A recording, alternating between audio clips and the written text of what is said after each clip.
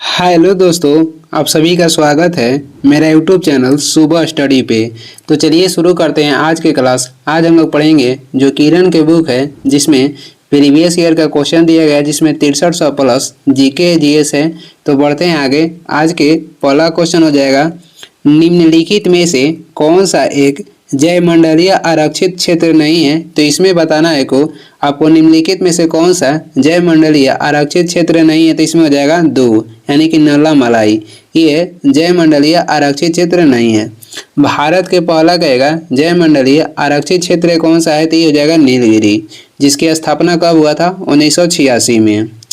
नीलगिरी पे पूर्वी बिंदु और पश्चिमी बिंदु के जो मिलन होता है ये नीलगिरी के पहाड़ी पे ही होता है।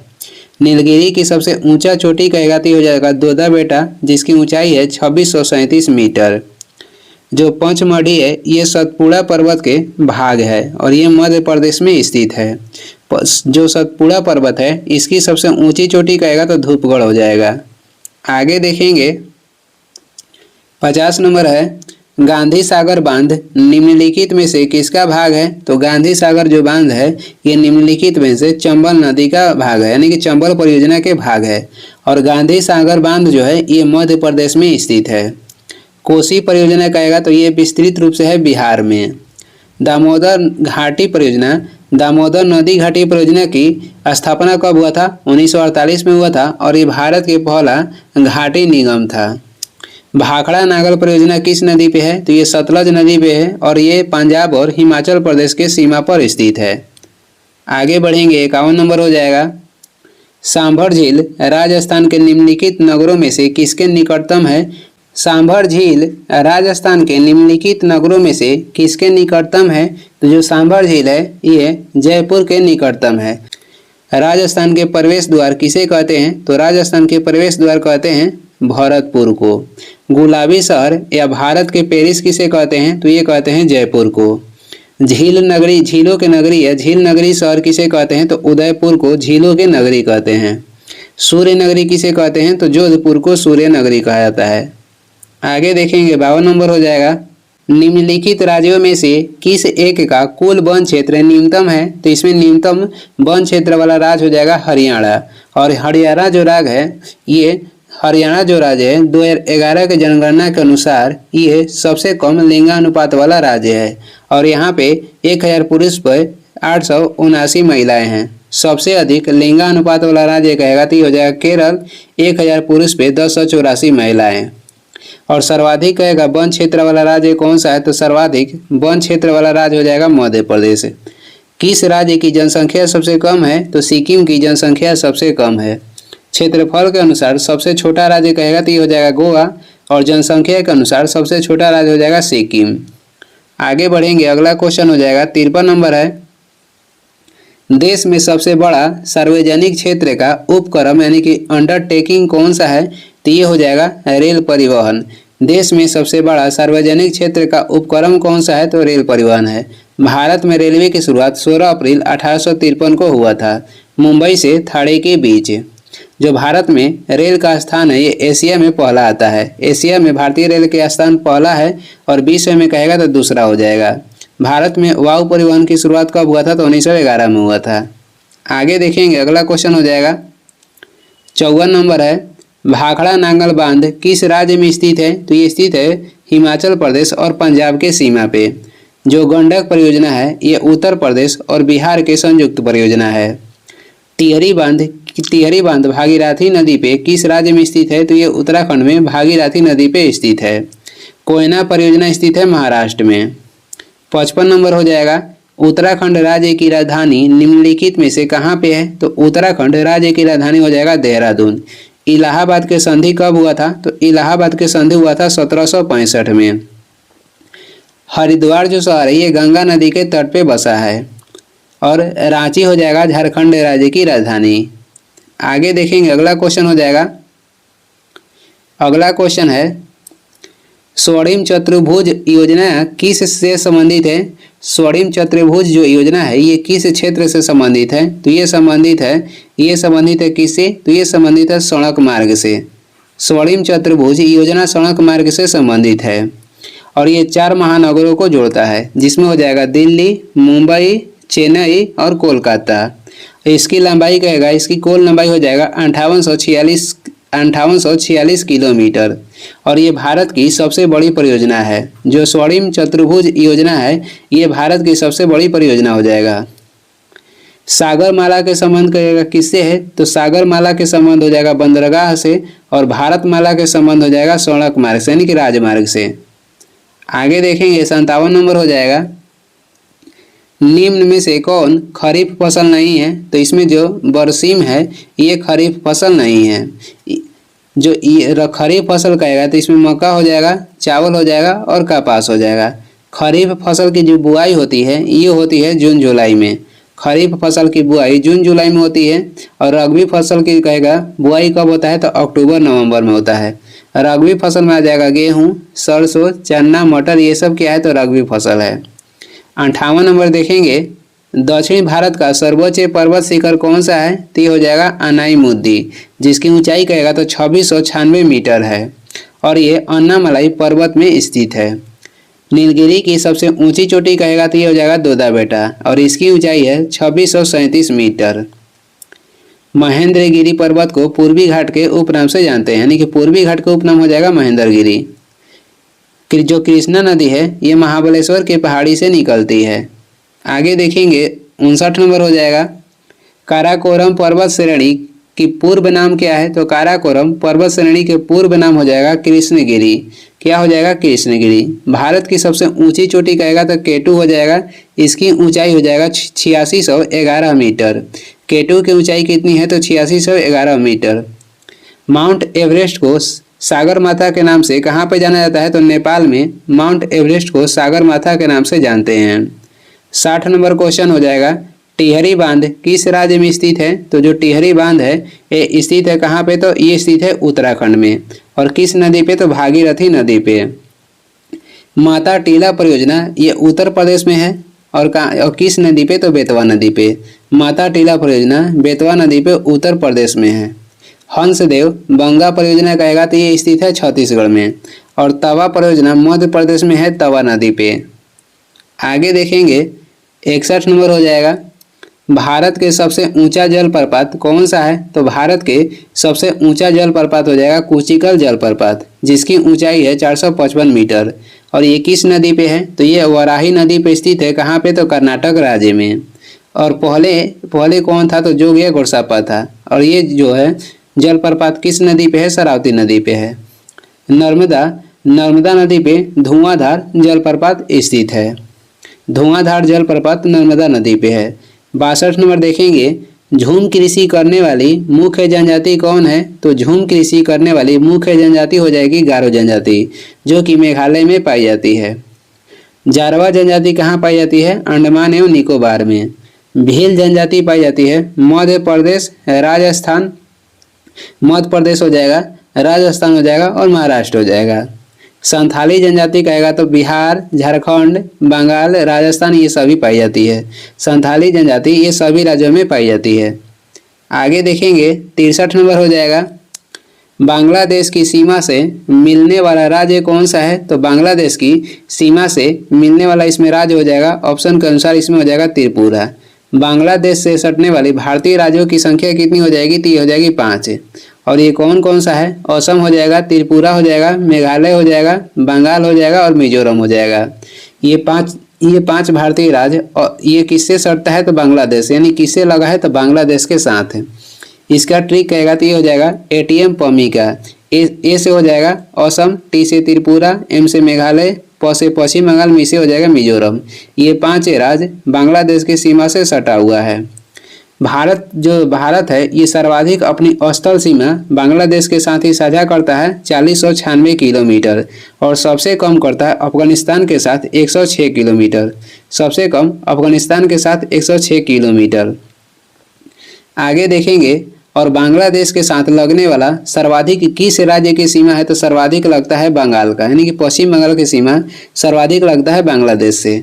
आगे देखेंगे, अगला क्वेश्चन हो जाएगा 64 नंबर है, अखबारी कागज के उद्योग के लिए कौन सा शहर विख्यात है, तो अखबारी कागज के उद्योग के लिए विख्यात शहर हो जाएगा नेपानगर और ये स्थित है मध्य प्रदेश में।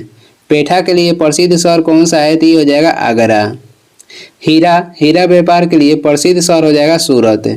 और राष्ट्रीय धातुक्रम प्रयोगशाला केंद्र कहाँ पे स्थित है? राष्ट्रीय धातुक्रम प्रयोगशाला केंद्र स्थित है जमशेदपुर में। आगे बढ़ेंगे, 65 नंबर हो जाएगा, सतलज नदी का उद्गम स्थल कहाँ पे है? तो ये हो जाएगा सतलज नदी के उद्गम स्थल हो जाएगा तिब्बत के राकसताल झील के पास।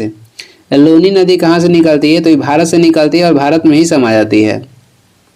लूनी नदी एक ऐसी नदी है कि ये भारत से निकलकर ही भारत में ही समा जाती है। आगे देखेंगे, 66 नंबर हो जाएगा, भारत में हरित क्रांति का जनक किसे माना जाता है? तो भारत में हरित क्रांति के जनक माना जाता है किसे? तो एम.एस. स्वामीनाथन को। और विश्व में हरित क्रांति के जनक किसे कहते हैं? नॉर्मन अर्नेस्ट बोरलॉग को।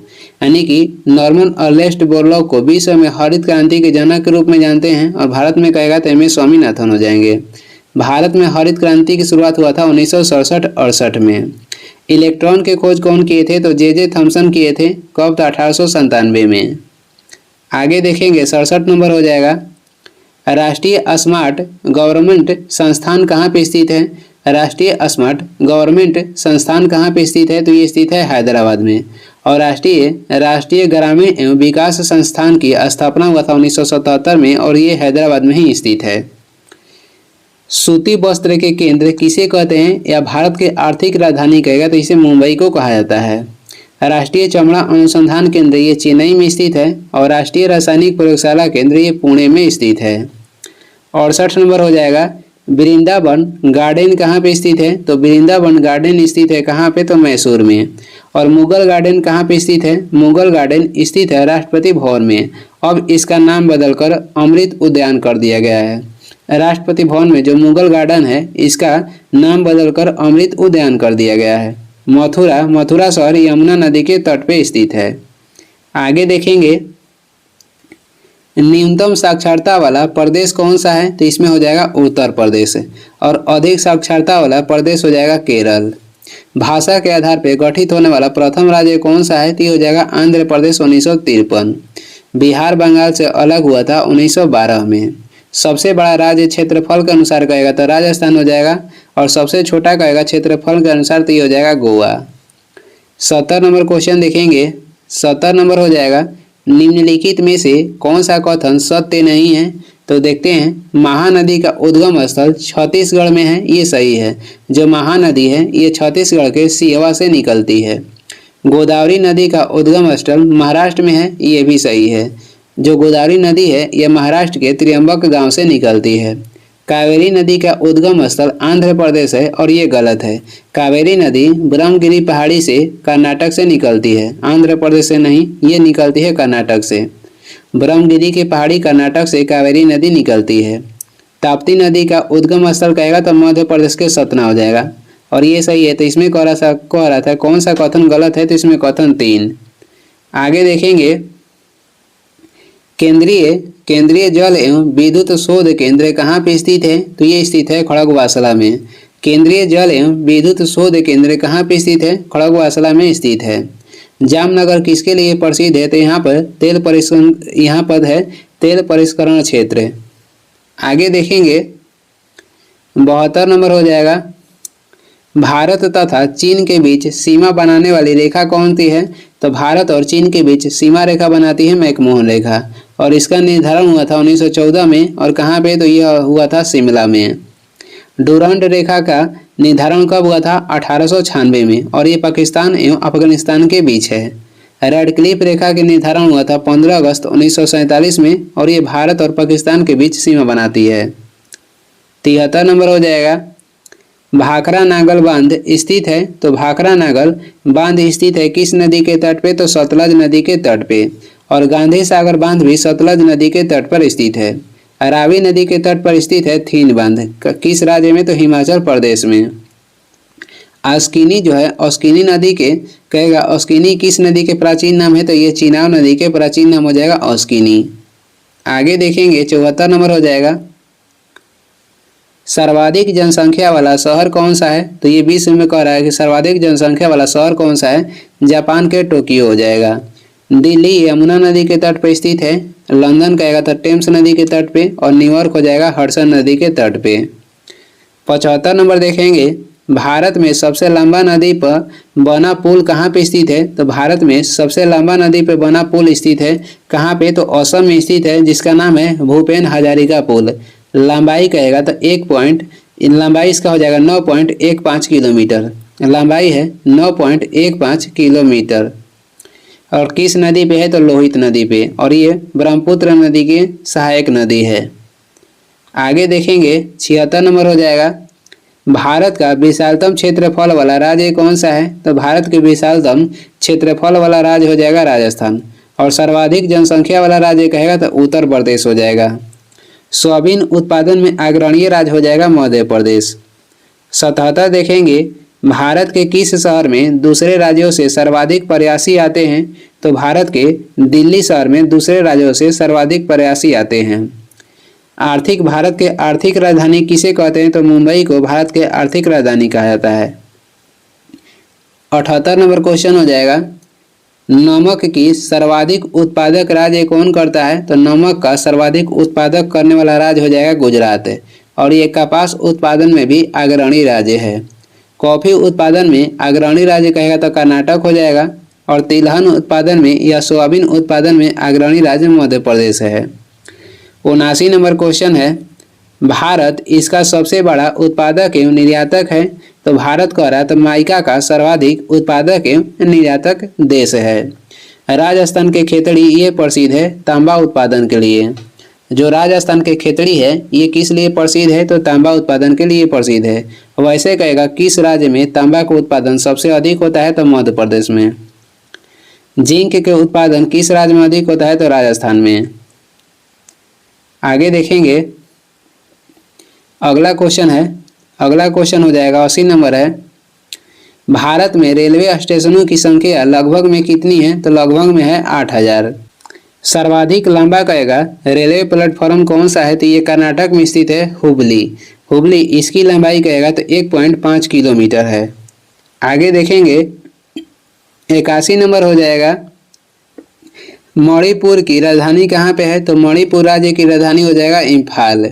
गोवा राज्य की राजधानी कहाँ हो जाएगा? तो ये हो जाएगा पणजी। मेघालय राज्य की राजधानी हो जाएगा शिलोंग।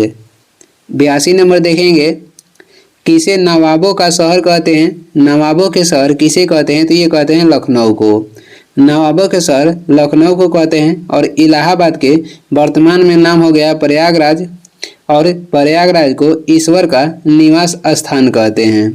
मंदिर एवं घाटों का शहर किसे कहते हैं? तो मंदिर एवं घाट के शहर कहते हैं वाराणसी को। और रैलियों का नगर किसे कहते हैं? तो दिल्ली को रैलियों के नगर कहते हैं। आगे बढ़ेंगे 83 नंबर हो जाएगा, भारतीय मानक समय ग्रीनविच मीन समय से कितना आगे है? तो भारतीय जो मानक समय है ये ग्रीनविच समय से कितना घंटा आगे है? तो ये 5.5 घंटा आगे है। 0 डिग्री देशांतर को ग्रीनविच समय कहते हैं। ग्रीनविच रेखा 0 डिग्री देशांतर को कहा जाता है। और भारतीय मानक समय किसे कहते हैं? तो 82.5 डिग्री पूर्वी देशांतर को भारतीय मानक समय कहते हैं। और ये गुजरता है भारत के 5 राज्यों से, जो कि कौन कौन है? उत्तर प्रदेश हो जाएगा, मध्य प्रदेश हो जाएगा, आंध्र प्रदेश हो जाएगा, छत्तीसगढ़ और उड़ीसा। भारत के मानक समय 5 राज्यों से होकर गुजरती है, वो हो जाएगा उत्तर प्रदेश, मध्य प्रदेश, आंध्र प्रदेश, छत्तीसगढ़ और उड़ीसा। आगे बढ़ेंगे 84 नंबर हो जाएगा, रबी की फसल की कटाई का महीना कौन सा है? तो रबी की फसल की कटाई का महीना हो जाएगा अप्रैल जून में रबी की फसल की कटाई होती है। और रबी फसल की बुआई कब होती है? तो ये होता है अक्टूबर नवंबर में। रबी फसल में आ जाएगा आपको गेहूं आ जाएगा, मटर आ जाएगा, चना आ जाएगा, सरसों आ जाएगा, ये सब रबी फसल में आता है। आगे बढ़ेंगे 85 नंबर है, भारत में सबसे बड़ा वन जीव अभयारण्य कौन सा है? तो भारत में सबसे बड़ा वन जीव अभयारण्य हो जाएगा तो ये है कच्छ वन जीव अभयारण्य, जो कि गुजरात में स्थित है। भारत के सबसे बड़ा वन जीव अभयारण्य हो जाएगा कच्छ वन जीव अभयारण्य, जो कि गुजरात में स्थित है। बंदीपुर वन जीव अभयारण्य कहाँ पे स्थित है? तो ये कर्नाटक में स्थित है। पेरियार वन जीव अभयारण्य ये हाथी के लिए प्रसिद्ध है और ये केरल में है। दांची गरम अभयारण्य कहाँ पे है? तो जम्मू कश्मीर में है। और घाना पक्षी अभयारण्य ये राजस्थान में है। और सबसे बड़ा वन जीव अभयारण्य कहेगा तो कच्छ वन जीव अभयारण्य जो कि गुजरात में स्थित है। 86 नंबर देखेंगे, निम्नलिखित में से कौन सा शहर यमुना नदी के किनारे स्थित नहीं है? तो इसमें हरिद्वार ये यमुना नदी के किनारे नहीं है, ये गंगा नदी के तट पे स्थित है। बाकी मथुरा हो जाएगा, आगरा हो जाएगा और दिल्ली, ये तीनों यमुना नदी के तट पे स्थित है। आगरा शहर की स्थापना किसने किया था? सिकंदर लोदी ने। कब? तो 1504 में, और इसे ही अपनी राजधानी बनाया था। सिकंदर लोदी ही था जिसने महिलाओं को मजार पे जाने पे प्रतिबंध लगाया था और मुस्लिमों के ताजिया निकालने पे भी प्रतिबंध लगाया। मुस्लिम को ताजिया निकालने पे प्रतिबंध लगाया और महिलाओं को मजार पे जाने पर प्रतिबंध लगाया था सिकंदर लोदी। और ये लोदी वंश के सबसे प्रतापी शासक था। आगे देखेंगे, अगला क्वेश्चन हो जाएगा, भारत का कौन सा राज्य चाय का सबसे बड़ा उत्पादक है? तो चाय उत्पादन में अग्रणी राज्य हो जाएगा असम। पहला जो भारत में जीआई टैग दिया गया था किसी वस्तु के लिए, ये दिया गया था दार्जिलिंग के चाय को। और दार्जिलिंग जो है ये पश्चिम बंगाल में स्थित है। पहली बार दार्जिलिंग के चाय को जीआई टैग दिया गया था 2004 में। साइलेंट वैली कहाँ पे स्थित है? तो साइलेंट वैली केरल में स्थित है। आगे देखेंगे, 88 नंबर हो जाएगा, हीराकुंड बांध किस नदी पर निर्मित है? तो हीराकुंड बांध ये भारत के सबसे लंबा बांध है जो कि महानदी पे स्थित है। किस राज्य में? तो उड़ीसा में। नागार्जुन सागर परियोजना ये कृष्णा नदी पे स्थित है, आंध्र प्रदेश में। पोचमपाद परियोजना ये गोदावरी नदी पे स्थित है। और सरदार सरोवर परियोजना कहेगा तो ये नर्मदा नदी पे है। आगे देखेंगे, 89 नंबर हो जाएगा, निम्नलिखित में से किस भारतीय राज्य की सीमा तिब्बत, नेपाल, भूटान और पश्चिम बंगाल को स्पर्श करती है? तो ये भारतीय राज्य हो जाएगा सिक्किम, जो कि स्पर्श करती है तिब्बत से, नेपाल से, भूटान से और पश्चिम बंगाल से। बिहू कहेगा, बिहू कहाँ का लोक नृत्य है? तो ये असम का है। लाल नदी कहाँ पे बहती है? तो असम राज्य में ही लाल नदी बहती है। खर्ची पूजा कहाँ पे मनाया जाता है? तो त्रिपुरा राज्य में खर्ची पूजा मनाया जाता है। आगे देखेंगे, 90 नंबर हो जाएगा, निम्नलिखित में से कौन सा भारत का संघीय क्षेत्र है? तो इसमें संघीय क्षेत्र हो जाएगा दादर एवं नागर हवेली। मेघ एवं बादलों के शहर किसे कहते हैं? तो मेघालय को कहा जाता है। अरुणाचल प्रदेश की सीमा सर्वाधिक किससे लगा है? तो म्यांमार से लगा है। आगे बढ़ेंगे, 91 नंबर हो जाएगा, हैवी इंजीनियरिंग कॉरपोरेशन कहाँ पर स्थित है? हैवी इंजीनियरिंग कॉरपोरेशन स्थित है कहाँ पे? तो ये रांची में स्थित है। और इसका स्थापना कब हुआ था हैवी इंजीनियरिंग कॉरपोरेशन का? तो ये हुआ था 1958 में। डीआरडीओ का स्थापना भी 1958 में ही हुआ था और नासा का स्थापना भी 1958 में ही हुआ था। आगे देखेंगे, 92 नंबर हो जाएगा, कौन सी पर्वत श्रृंखला भारतीय उपखंड की पश्चिमी सीमा बनाती है? कौन सी पर्वत श्रृंखला भारतीय उपखंड की पश्चिमी सीमा बनाती है? तो ये हो जाएगी अरावली। कौन? तो अरावली। और ये भारत की सबसे पुरानी पर्वत है। अरावली जो है भारत की सबसे पुरानी पर्वत है और इसकी सबसे ऊंची चोटी कहेगा तो ये हो जाएगा गुरु शिखर अरावली पर्वत की सबसे ऊंची चोटी हो जाएगा। इसकी कहेगा ऊंचाई कितनी है? तो 1722 मीटर हो जाएगा। सतपुड़ा पर्वत की सबसे ऊंची चोटी हो जाएगा धूपगढ़। पीर पांजाल और धौलाधर के बीच कौन सी घाटी स्थित है? कुल्लू घाटी। और ये राज्य कहेगा तो ये हिमाचल प्रदेश में है। आगे देखेंगे, 93 नंबर हो जाएगा, सूरत शहर किस नदी पर स्थित है? सूरत जो शहर है ये स्थित है किस नदी पे? तो ताप्ती नदी पे। नासिक शहर गोदावरी नदी के तट पे स्थित है। जो माही नदी है ये कर्क रेखा को 2 बार काटती है। जबलपुर ये नर्मदा नदी के तट पर स्थित है। और इस वीडियो के लास्ट क्वेश्चन है।